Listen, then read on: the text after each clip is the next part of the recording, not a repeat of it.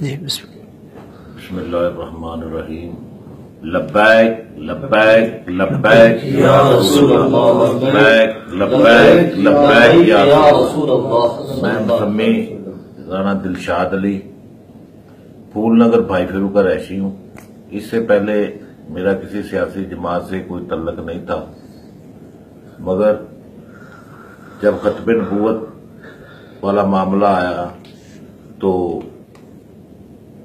Doctor Mohammad Asif जलाली साहब chairman तहरीक लब्बैक ने जिस तरह उसके लिए जलसे जुलूस निकाले, मैं इनके इस काम से मुतासर होकर मैंने तहरीक लब्बैक या रसूलुल्लाह सल्लल्लाहु अलैहि वसल्लम में शामिल होने का फैसला किया है और मैं बतौर एक कारकुन तहरीक लब्बैक या रसूलुल्लाह सल्लल्लाहु अलैहि वसल्लम डॉक्टर मोहम्मद आसिफ जलाली साहब के साथ शाना बशाना चलने को तैयार हूं।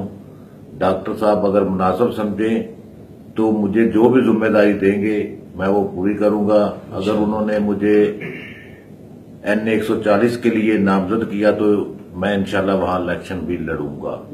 लब्बैक लब्बैक लब्बैक लब्बैक या रसूल अल्लाह, लब्बैक लब्बैक लब्बैक या